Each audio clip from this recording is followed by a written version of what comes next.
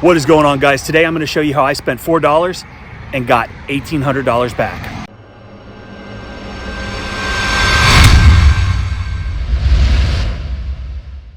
That sounds crazy, right? Well, I'm going to give you a little piece of advice that has proven time and again to be a great tool in my marketing and customer retention arsenal. And this is nothing new. It's nothing fancy. It's nothing driven by technology. It's just good old-fashioned gratitude and appreciation for those folks that chose to do business with my company. Now, I used to do this all the time when I was first starting out in the business, and it worked well then, and it continues to perform. But I also have to admit that this is not something that I personally do as much as I should these days. And the reason that I wanted to make this video for you today was because about 2 months ago, I committed to myself and my accountability partner in the inner circle that I was going to handwrite 6 thank you cards a week and get back to my marketing grassroots, so to speak, and put this little gem back into use. And as you have already seen, I'm talking about thank you cards. And while these are going to existing customers, the hope is that sending these out helps to build that relationship and get these folks to become repeat customers. And this little handwritten note in a handwritten addressed envelope sent the old-fashioned way by the U.S. mail is a great way to do that. It's tangible, it's tactile, it can't be deleted, and it's not going to be lost in a spam folder. It's getting delivered to their home, and most likely it's going to get opened. The only downside is there's not really a great way to track how they perform, but in this particular scenario, I'm okay with not being able to analyze the data. So I did have one example of how this benefited my pressure washing business that I wanted to share with you guys today. So I just randomly pick 6 customers on every Friday morning, and I write those 6 thank you cards. I usually throw in a business card or two, maybe one of those gift cards that you saw. I stick it in the mailbox and I raise that little red flag.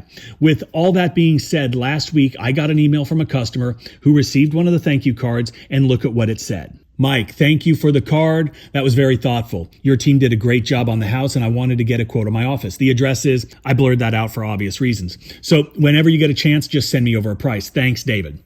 So I replied to the email thanking him for the opportunity to submit a quote for that property. I pulled it up online, do what I do. And as you saw from the email, he had only wanted to get the building quoted. But I saw that they had sidewalks around half of the building, so I added a separate line item for that, as well as exterior window cleaning.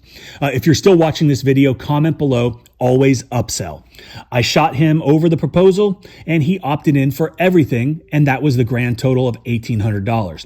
If you're interested in learning more about my marketing, business automation, remote quoting, and how I've leveraged commercial work to grow my business, register for my free web class. There is a link below, and we're going to be giving away something pretty cool to all those that attend, as well as everybody that watches is entered to win a free WashCon ticket, and that is the #1 pressure washing event on earth this March in Nashville, Tennessee. And before all you salty jacklegs out there that like to talk smack start talking that smack about how I spent more than $4 to get $1,800 worth of work, you're 100% correct. I didn't take into account the 32-cent stamp required by the United States of America to send this letter. I also did not take into account the cost of the ink in the pen that I used to write the letter. And frankly, I'm not good enough at math to figure out what the cost of the ink was, but I'll stipulate that it was a couple cents. So I spent $4.34 to get $1,800 worth of work. And like I said, there is no way for me to really know the true ROI on these thank you cards, but I'm willing to guess they're going to pay for themselves over and over. Look, this video isn't about getting lucky because I sent a letter to somebody that had a commercial building. That was just luck of the draw. And I had no idea that that customer even owned the building. And that's an important lesson. You don't know who owns what. You don't know who knows who.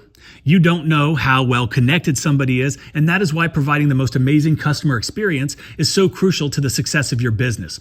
Obviously, handwritten notes are old school. They work great, but not something that I'm going to do for every single customer. I just don't have the time. There are actually services out there that will do this for you. They auto-generate authentic-looking, handwritten-looking notes, and they mail them for you. I've never used a service like that before, but I know some folks that have, and they've had some pretty good results with it. Regardless, I hope that you enjoyed this video. It's the little things that make the difference. So don't get complacent when you're marketing it. Don't only market when you're slow. Don't only care about customers when you need them. Care about them all the time. Take care of them, and they're going to take care of you. I hope you guys have a great day, and thank you for watching.